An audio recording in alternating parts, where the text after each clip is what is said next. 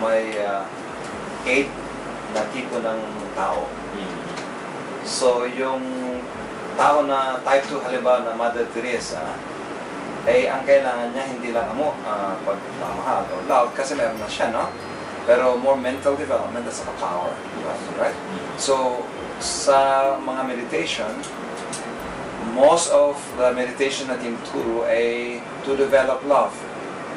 So, kung mapagmahal ka na, tapos love pa rin ang dine-develop mo, magiging over-love ka, pero wala kang lakas loob at saka intelligence. So, nagkaroon ng imbalance.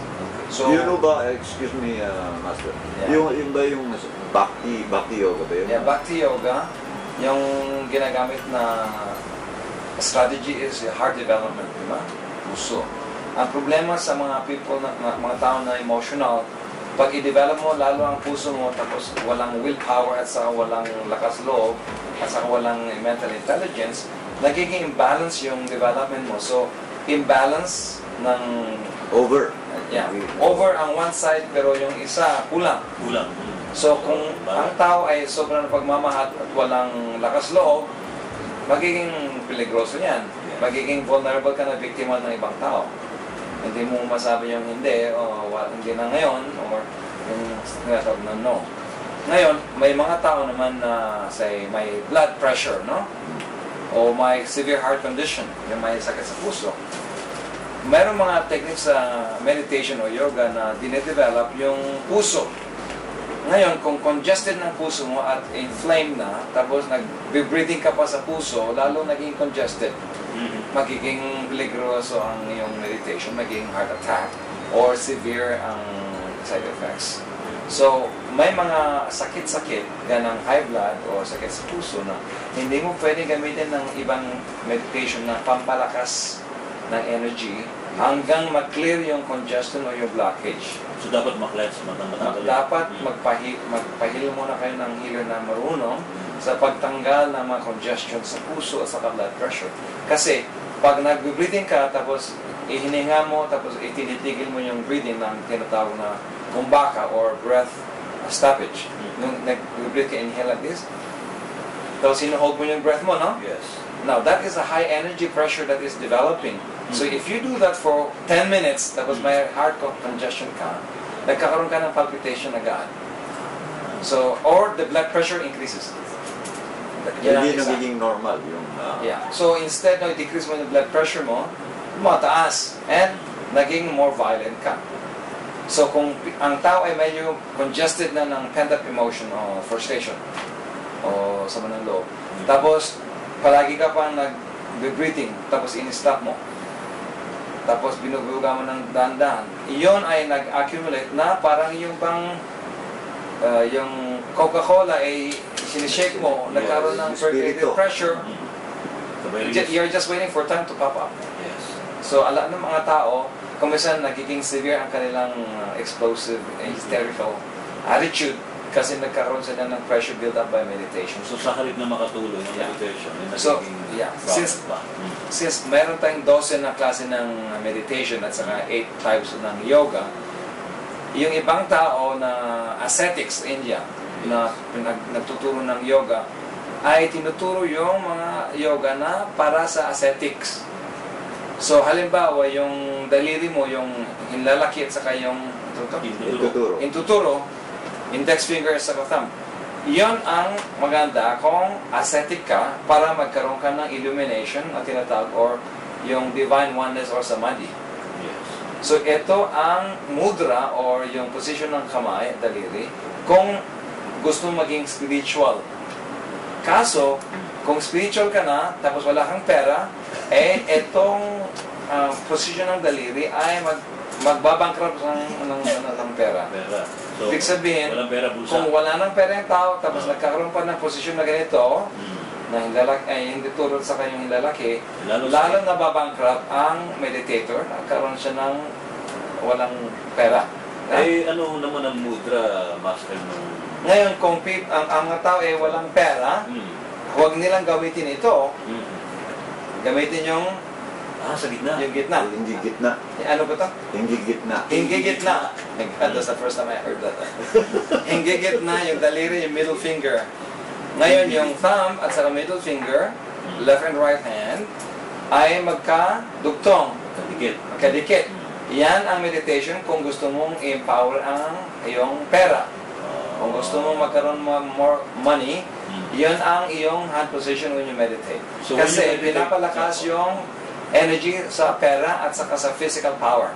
Yun. Kapag nag-meditate ka and using that kind of mudra, Yeah. and you visualize pera, mas lalakas. Mas lalakas. Parang nag-i-invite. Mhm. Yeah. Nag-i-invite. Kaya tignan mo yung Kuan Yin, yung Chinese deity. Remember yung parang androgynous, mukhang babae, mukhang lalaki na Chinese saint, tinatawag na Kuan Yin, yung nasa statwa. Kung titignan mo yung daliri niya, yung middle finger at saka thumb ang nakakonect. Kadikit. So kung titignan mo itong position, ito ay pang award ng wishes mo. Yung pag nagdadasal ka sa Goddess of Mercy, ito ang position ang parang awarding of your wish. Parehas din yung Indian deity ng Goddess ng Prosperity ni tinatawag na Goddess Lakshmi, na symbol ng wealth in India. Ganito, parehas ang kanyang daliri para ma-award ang wishes ng prayer mo for money or for wishes. So, if you look, kung titignan mo yung dalawang deity ng prosperidad, ng pera, parehas ang daliri na hinahawakan nila. So pagka nag-wish ka, granted. Yeah, most likely, magkakaroon ka ng lakas na hindi nakikita na nag-empower ng wish mo. So, kung nagme-meditate ka at wala ka ng pera, ito ang aking i-recommend, yung middle finger. Ngayon, pag may asawa ka na walang trabaho, pwede mong i-plaster ng middle finger no natutulog para 8 hours na ganyan. Lagyan mo na lang ng epoxy. Epoxy mo na lang. Oo. Grabe yun. Hindi na... Para kung sa radio dial din natin, Oo. kung nakalagay sa 666, kung yun, lagyan nyo na ng epoxy pa rin kung namapunta rin. Sa iba. Now, marami pang mga dangers. For example, ang buntis, mga pregnant women. Hindi lahat ng breathing ng yoga ay makakabuti sa kanila. Kasi, halimbawa, may eclampsia effect. Halimbawa, may mga babae na mas mataas ang blood pressure nila. Yung tao na low blood pressure na buntis, pwedeng mag-breathe at saka mag-stop ng breathing ng mga 3 seconds to increase the blood pressure or heat. Pero kung ang babae buntis at mayroong tinatawag na tendency sa eclampsia or may blood pressure during pregnancy, dangerous yan. Magkakaroon siya lalo ng blood pressure at magkaroon ng miscarriage or makakasama sa bata. Makukunan. Yeah, makukunan. So, Miscarriage. So, sa mga tao na nag-visualize, nag-breathing na walang pagtigil ng hininga, okay lang. Pero once you start to stimulate yung paghinga at tinitigil mo yung paghinga ng mga ilang segundo bawat hininga, yan ay nagbibuild up ng blood pressure at saka yung kinatawag na fire in the belly. Para sa mga impotent at saka sa mga tao na wala ng lakas doon sa bandang south. Doon. Yun, kailangan nila yon. Maliban sa gitna ng daliri, the middle finger and thumb, they can do yung stoppage ng breathing nila tawag na huminga ka ng malalim, daan-daan, tigil mo ng mga 3 or 5 seconds, tapos exhale na naman, daan-daan, at itigil mo naman 3 or 5 seconds. Yun, pampalakas ng ng fire in the belly, including yung sex powers. So, sa mga tao na kulang, yan ang kanilang $1 million technique. Para Pero sa flag pole. Yeah. Pero sa mga tao na sobra-sobra doon at saka may blood pressure, tapos parang sobra sa sex life, ay iyon, paghinga at pagtigil ng hininga ay delikado. Magiging sex maniac sila. Pwede wag na silang tumigil sa paghinga. So, idepende na naman sa ulit. Kaya tinatawag ko may 8 may 8 klaseng disenyo ng tao. Yes. yung maganda sa isa ay hindi maganda sa isa.